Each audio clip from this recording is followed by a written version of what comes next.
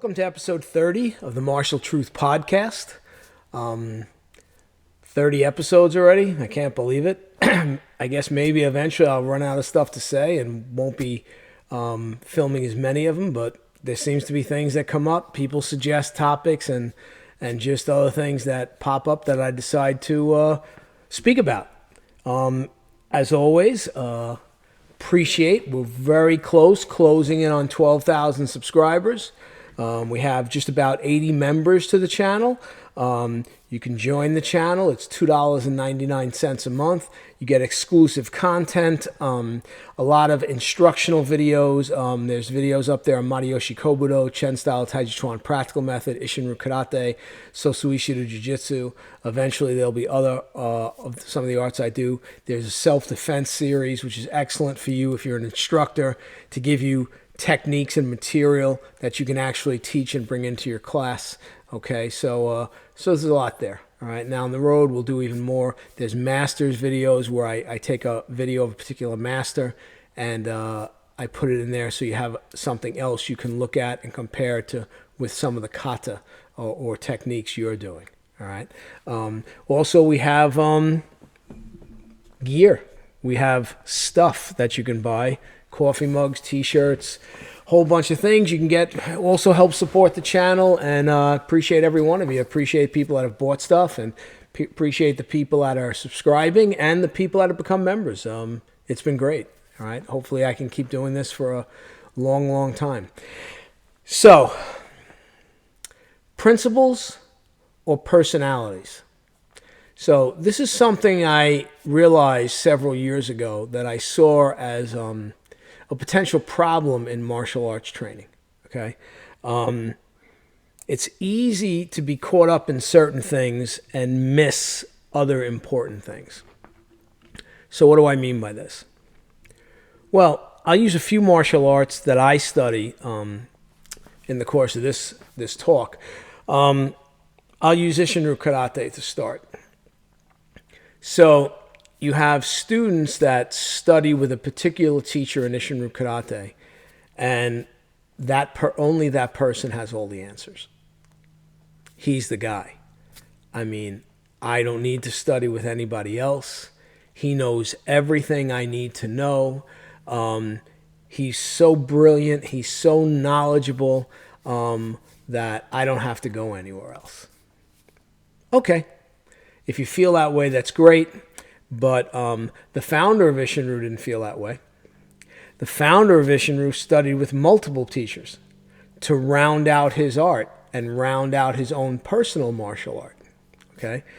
So Tatsuo Sensei originally started studying with his uncle. Then Kian Sensei was his main instructor, but he also studied with Motobu Sensei, Miyagi Sensei, and then later in life studied with Taira Shinken Sensei, Kobudo, all right, which we should all be thankful for because he brought Kobudo into Ishinru, all right. So you say to yourself, well, you know, why do I need to study with different people? Well, I'm not telling you to leave your instructor that you like, okay, but one of the things you want to realize is, and I've seen this in Ishinru, boy have I seen it in Ishinru, well, I study with so-and-so, and he's the best. Nobody's better than him. Well, okay. Well, have you ever studied with so-and-so? Well, no, I don't have to because he's the best. Well, how do you know he's the best? Right? So what it boils down to is some teachers have a good shtick, meaning they're able to entertain you as well as teach you. I like to think I fall into that category. I mean, people say to me all the time, Sensei, you're such an excellent teacher, and, you know, you make it fun.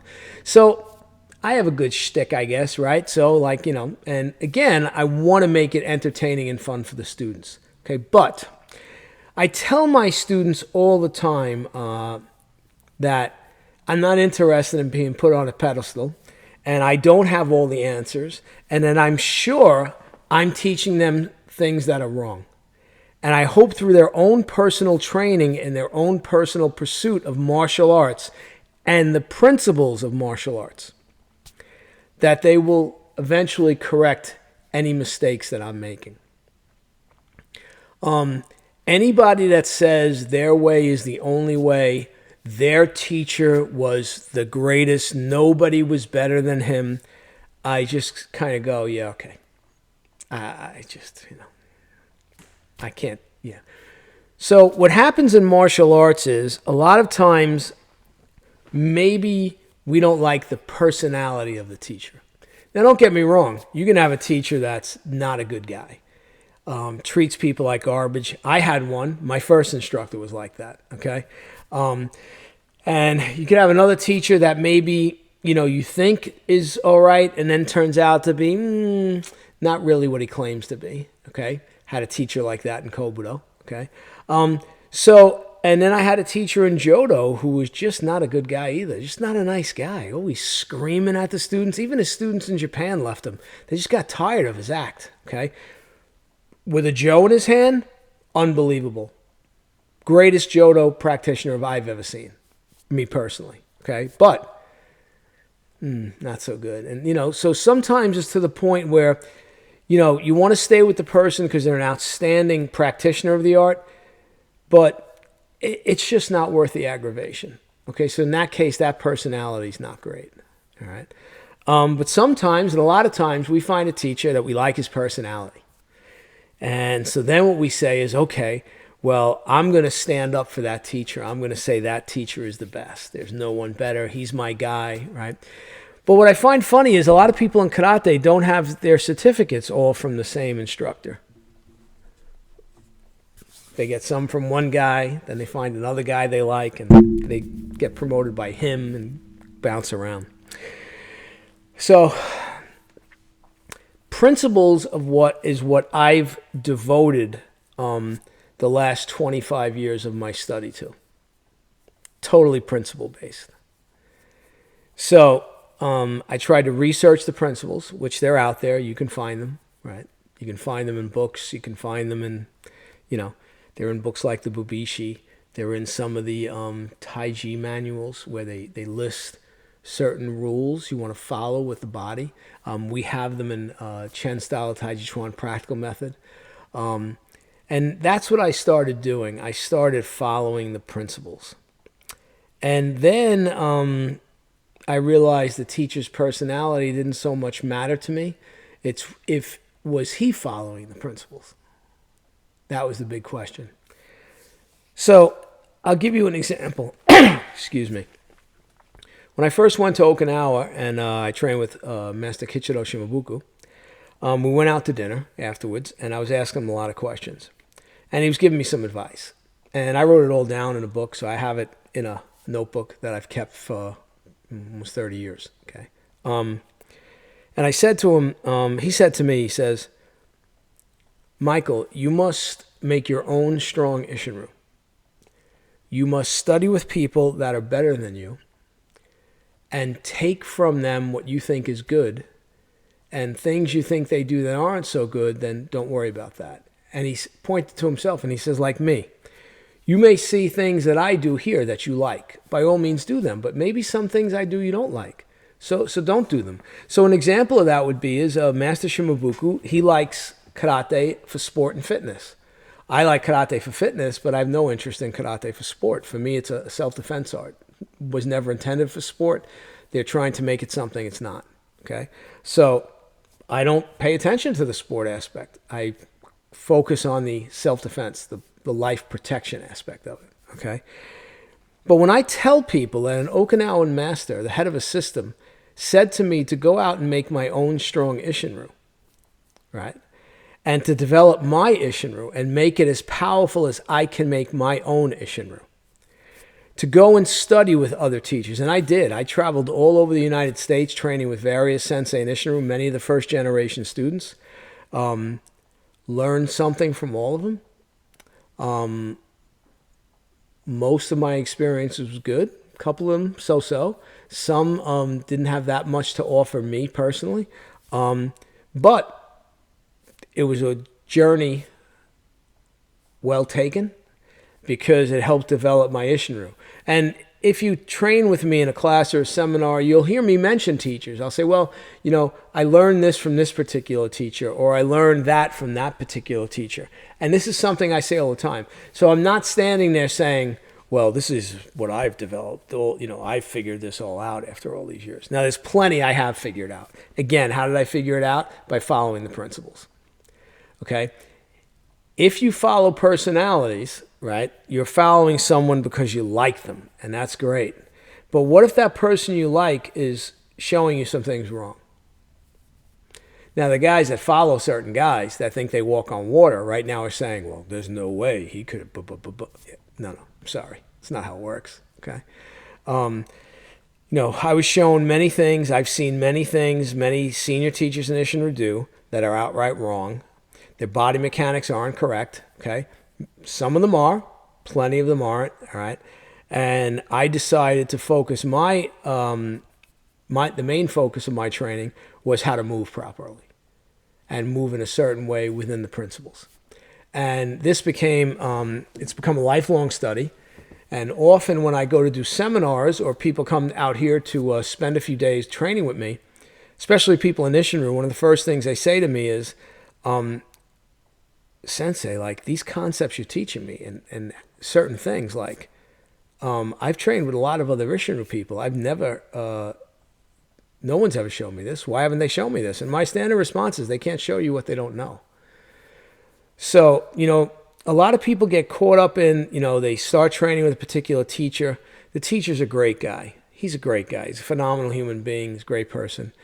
And they just think that if they go anywhere else or if they look to study anything else, right, and gather that experience within their martial arts, that's somehow disrespectful or dishonoring that teacher, or if that teacher's passed on, dishonoring his memory.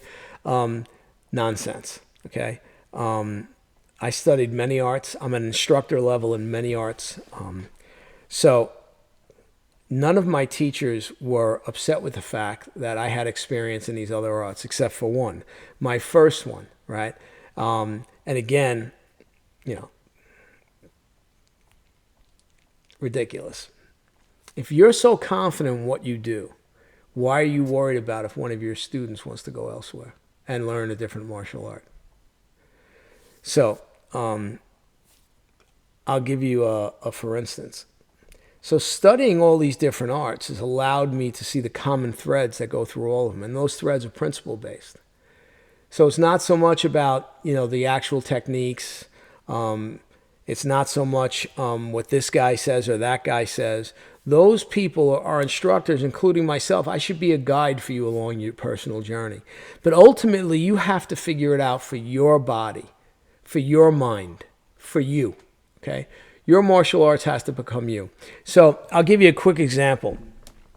I'm in Okinawa in 1997. I'm leading the demonstration for Master Shimabuku's dojo at the grand opening of the Okinawan Budokan in Naha. And we're demonstrating Sun Sukata. Okay. So when I was there, I suggested to Shimabuku Sensei, maybe you could make some DVDs. You could film DVDs. So we have you on video doing the kata. And his response to me was, there's enough old men doing Ishinru karate on video. We need to see a young, powerful man. So this is 1997. It's quite a while ago. He says to me, you make them. And I looked at him and said, me? And he said, yeah. Well, I said, Sensei, if I do them, I'm going to do the bunkai the way I do bunkai.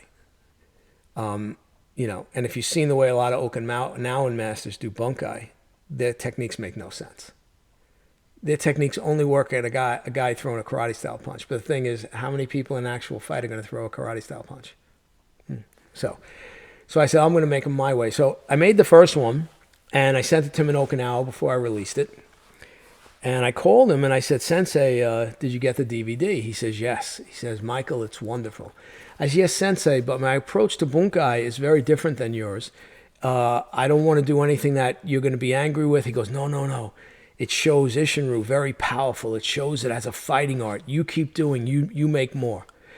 So the funny thing was here's the headmaster telling me that my version of Ishinru he loved and he thought was very powerful. And he mentioned at one time, "You're just like my father, self-defense only," right? But then some first-generation students made comments like, "Oh, that's not Ishinru. That's Calandra-ru." That's because many of them are still doing Ishinru the way they learned it in the mid-1960s and have never evolved past from the very basic way they learned Ishinru. And they think the only things that Tatsuo showed them when they were on Okinawa for 8 to 13 months, that's all there is to Ishinru. Didn't speak the language. Many of them only stayed a very short time. Some went back. Not as often as many of them say they did, right? But the point is that's it? Well, if you think that's it, what's the point of studying this for 50 years? Right? So, principles. Learn the principles. Seek out the principles. Ask yourself, am I following these rules, these principles for how I should move, for how I should do things within the martial arts? All right. My Tai Chi master, Chen Zhanghua, when he first started teaching me, he was one of the first guys to really open my eyes to the world of principles and rules of how to do things. And he'd say, "So, Michael, the rule is your knees can't move side to side." Okay. "Michael, the rule is there's a rod through the center of your body, and you can only rotate around that rod. The rod can't bend. It can't bend back. It can't bend forward. You can only rotate around it." And things along this line.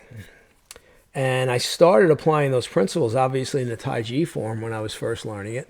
And the Tai Chi form is very long. Just to give you an idea, the Yi Lu, which is the first form in the system, takes anywhere from, the fastest I've ever seen anyone learn it is 3 months, and that's amazing. Most people, it's 6 months to a year, and some people it takes longer. It's a very long form. It's complicated. It's multi-layered. There's a lot going on there. Okay, but anyway, the one time he came in for a workshop, and he was doing something, and we went in the office. I said, "Hey, Shifu, it looked like you might have been doing this. Like, is that how we're supposed to do it?" And he turned to me and looked at me and said, "If that's how I was doing it, maybe I'm having a bad day." He said, "But did I violate a principle?" And I said, "Well, yeah, that's why I'm asking you." He said, "Well, I've told you, you follow the rules." So this is what I tell my students too. If you see me making a mistake, violating a principle, not following a rule, okay, I'm having a bad day. Maybe I'm a little off. I didn't eat my Wheaties that morning, whatever it is, right? So I've already told you, don't do exactly what I do. Do what I tell you to do. Follow this principle. Do this. If you see me making the mistake, you could ask me, say, "Sensei, it looks like you're doing that." My response is going to be the same as Master Chen's. "Well, if I was doing that, that's wrong. You know you're not supposed to do it like that, right?" And then the student says, "Well, yeah, but I want," no, well, that's it, okay? So again, taking my personality out of it, right? Making it all principle-based training. And this is in every art I do, okay? So it's not just karate, it's not just Tai Chi, it's Mariyoshi Kobudo, okay? It's Kotori Shinto-ryu, okay? It's Shihei Kwan, Feeding Crane Kung Fu, Jodo, Sosuishido Jiu-Jitsu. All of them, everything I do is principle-based. And if something violates the principle, I take a really hard look at it. And I try to adjust it so it doesn't violate the principle, okay? So important things to know, important things to realize. If you're only going to learn from one person in a particular martial art and that makes you happy, that's great.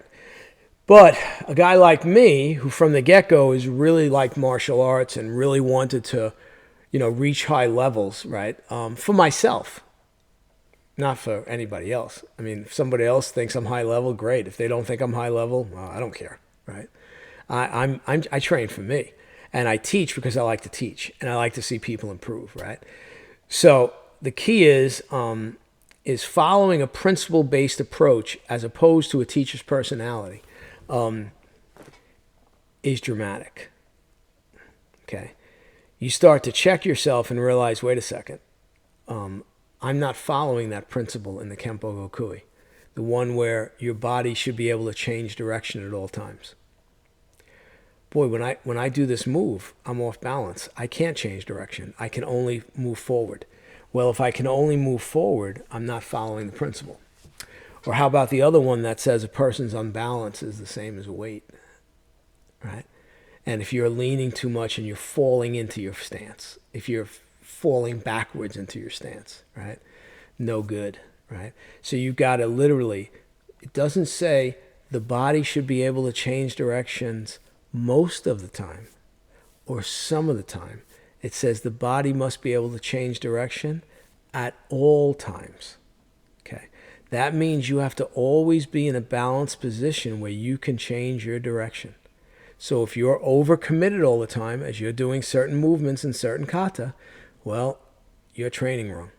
You're not following principles. But my teacher said to do it like this. And my teacher's, so-and-so. And he's thought of as the greatest thing since sliced bread.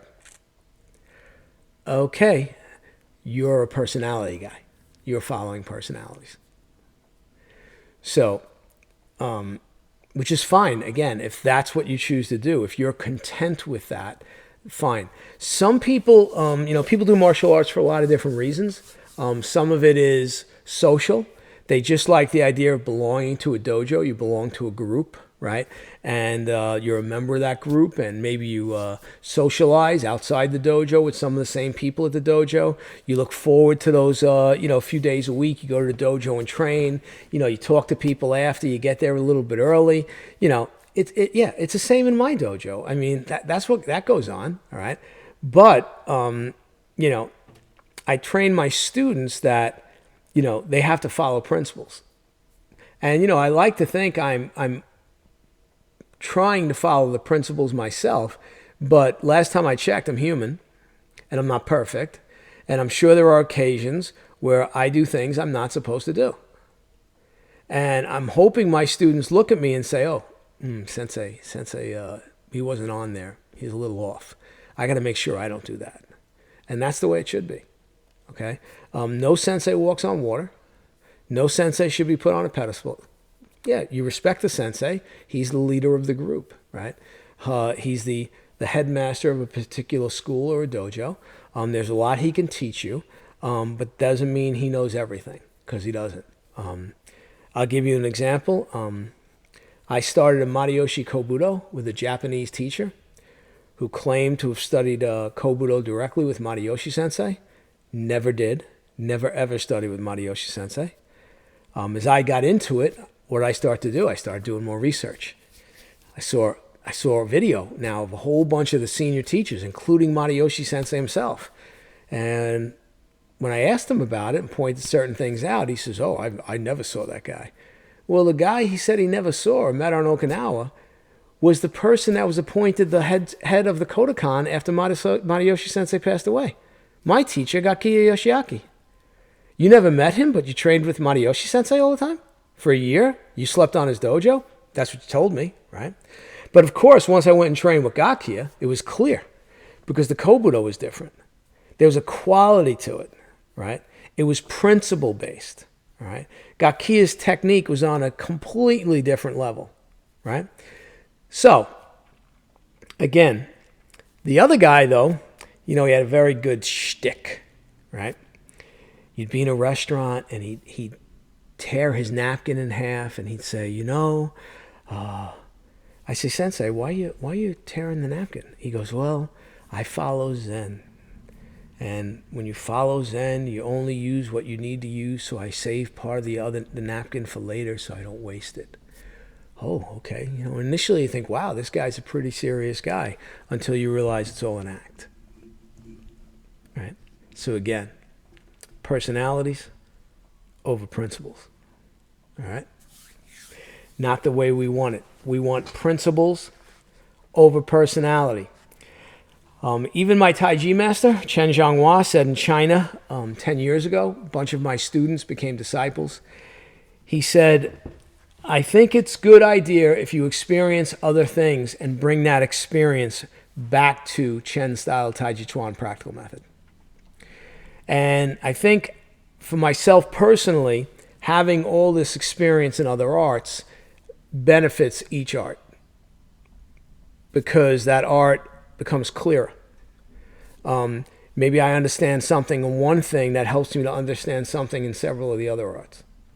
Maybe I realize I'm doing something wrong in one art, but I'm not doing that same thing in the other arts. Well, why am I doing it that way in that art? Because I'm not following the principle. So when you find a teacher that's principle-based, it's a game changer. So it's important. And if your teacher's not constantly talking about principles and correcting those principles, following the set of rules that certain martial arts have applied, well, then you have to do it.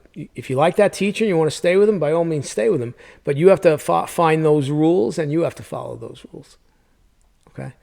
And you'll find your movement will increase and improve dramatically. Your power, your speed will increase. When you follow the principles, it means you're moving the way the body was intended to move. And when you move the body the way it was intended to move by following the principles, and not just personality, right? Your martial arts will go up dramatically. Your abilities will go up dramatically. Hope you enjoyed this one. Remember, principles, more important than personality, okay? If you like it, please click the like, share, subscribe button. Consider becoming a member of the channel. It's very easy to sign up. It doesn't take much. We've got stuff that you can purchase, T-shirts, coffee mugs, a whole bunch of different things for the different arts. Appreciate it. Everything helps the channel. And that's it. I'll see you in the next one. Take care.